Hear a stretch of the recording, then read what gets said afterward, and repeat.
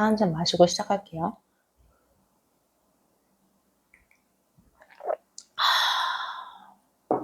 어, 역시 따뜻한 차 한 잔을 마셔야 몸도 따뜻해지고 좀 정신이 번쩍 드는 것 같아요. 벌써 일주일이 지났어요. 뭐 매주 규칙적으로 올리는 영상 재미가 없지만 이렇게 뭔가 저도 정해놔야 잊지 않고 또 느슨해지지 않고 영상을 올릴 수 있어서 규칙적으로 올리려고 노력을 하고는 있는데 재미가 없긴 하네요. 뭔가 불규칙적이고 좀 톡톡 튀면서 그래야 재밌는데, 오늘은 4단계 4단계 루틴에 대해서 말씀을 드릴 거예요. 4단계는 표현하고 활용할 수 있는 영어가 되도록 만드는 루틴인데요. 표현하는 영어인데 사실은 1단계, 2단계, 3단계를 통해서 표현할 수 있는 영어로 아웃풋 자극을 해주셔야 했어요. 1단계, 2단계, 3단계 루틴을 설명드리면서 따로 아웃풋 자극에 대한 이야기를 말씀드리지 않은 이유는 아웃풋 방법을 소개해드리거나 아웃풋 자극을 하는 것들을 이제 루틴에 넣어서 소개를 해드리면 인풋보다는 자꾸 아웃풋 쪽으로 영어를 진행을 하시는 분들이 많아요. 그래서 충분한 인풋이 더 중요하다는 거, 말 그대로 아웃풋은 자극만 해주시면 된다는 거, 그게 중요해요. 그래서 다시 한번 또 정리를 해볼게요. 이제 4단계 하기 전에, 4단계 말씀드리기 전에 이런 것들을 좀 설명을 드려야 정리도 되고 좋죠. 1단계에서는 배경 어휘를 채우는 단계잖아요. 그 배경 어휘들을 채울 수 있는 다양한 인풋의 방법들을 소개해 드렸는데, 아이들이 따라 할 수 있게 흉내내고 쉽게 만들어 주셔야 돼요. 그때는 영어의 기본적인 베이스가 없는 친구들이기 때문에 뭐 영어로 표현을 한다거나 이렇게 바라는 건 욕심이죠. 바라는 욕심이 아니라 말도 안 되죠. 그래서 뭐 재미있는 소리를 따라 말하게 한다든지, 아니면은 반복적인 표현, 재미난 표현들을 반복적으로 들려줌으로써 그 표현들을 아이가 따라서 말할 수 있게 한다든지, 뭐 동물 울음소리 같은 경우에는 동물 울음소리 따라 할 수 있게 재미나게 읽어주시고요. 그리고 반복적인 표현이 있으면 계속 그 상황 안에서 그런 표현들을 써먹을 수 있게 일상에서도 한번 활용해 보시고, 그리고 노래 같은 경우도 노래가 신나서 엄마가 막 몸을 흔들흔들 하면서 노래를 불러주시면 또 아이가 그 노래를 따라서 부르기도 하고, 이 모든 것이 아웃풋의 시작이에요. 아웃풋의 시작. 그리고 이제 기본적인 배경 어휘들이 조금씩 차이나면 what is this? What color is this? 이렇게 물어봐서 그냥 단어로만 대답할 수 있는 것들, 아니면 책 속에 그림을 포인팅해서 이게 뭔지라고 물어봤을 때 그냥 간단하게 대답할 수 있는 것들, 색깔을 대답할 수도 있는 거고, 숫자 카운팅할 수도 있는 거고, 다양하겠죠. 단어로서 뭔가 간단한 질문을 이해하고 답변할 수 있게 그렇게 진행하시면 되고, 자, 그렇게 해서 배경 어휘 듣고 이해할 수 있는 배경 어휘들이 채워졌어요. 그럼 2단계에서는 우리 뭐 했죠? 기초 리더스, 패턴 리더스 북을 활용해가지고 리딩을 준비하고 시작하는 과정에 대해서 소개를 해드렸어요. 그럼 패턴 리더스예요. 그러면 영어를 표현할 수 있는 기본적인 문장 형태들을 배우는 거죠.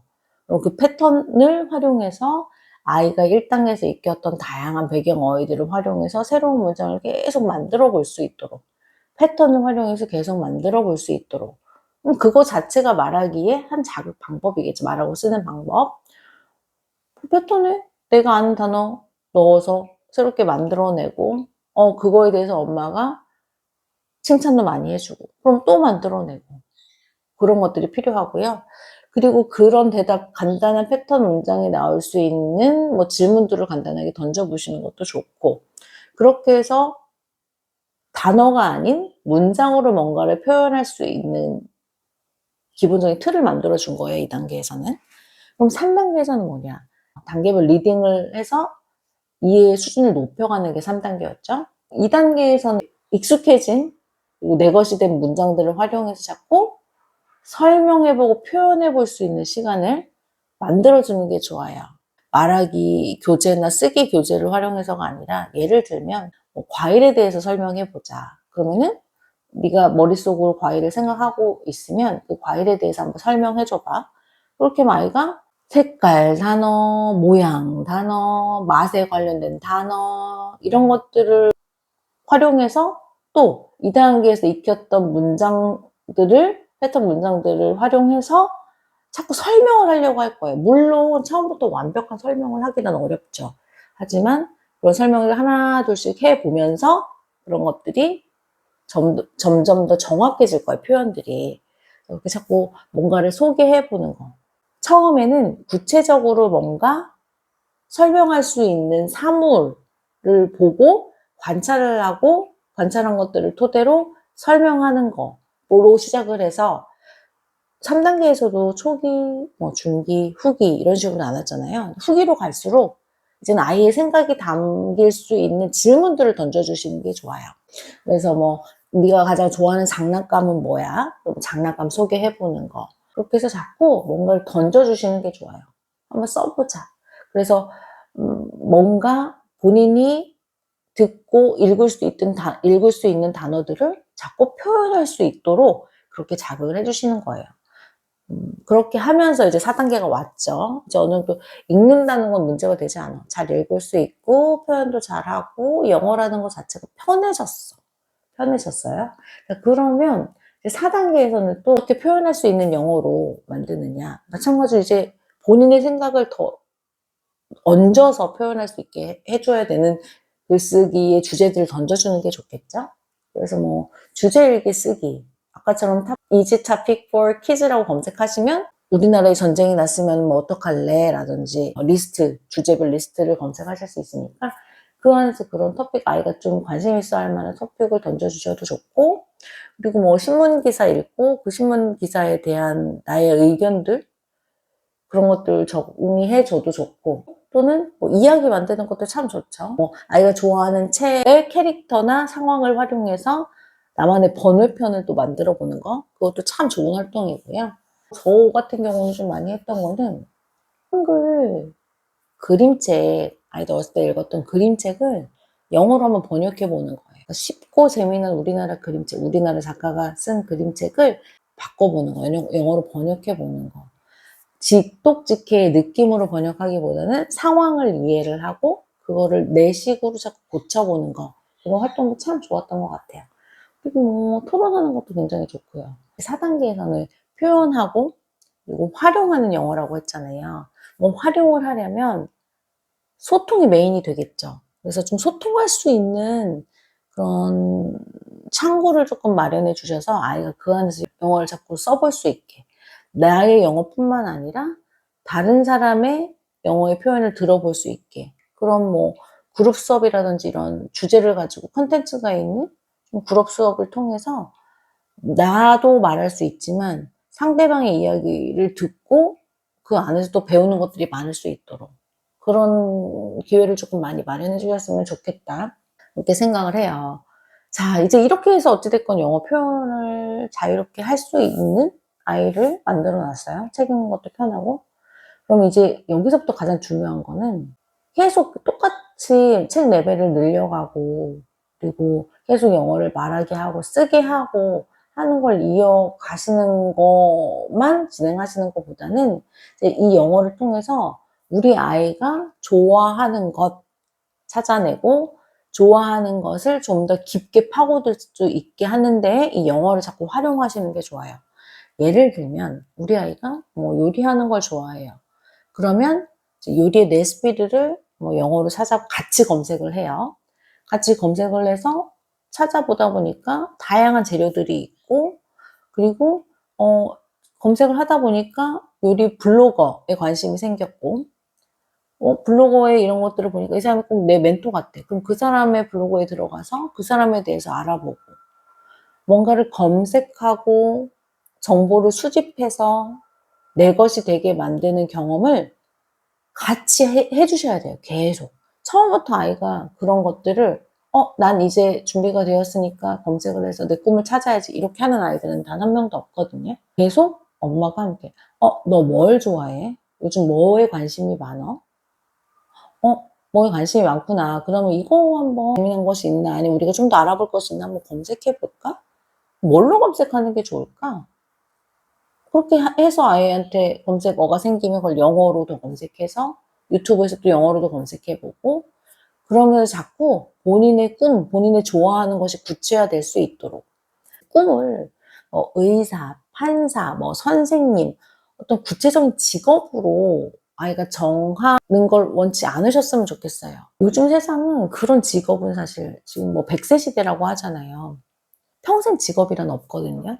그러려면 그 직업이 중요한 게 아니라 사실은 내가 뭘 좋아하고 그 분야에 있어서는 내가 독보적인 위치에 있어야 되는데, 독보적인 위치에 있으려면 당연히 내가 좋아하고 몰입하고 깊게 파고들 수 있을 정도의 덕후가 돼야 되잖아요.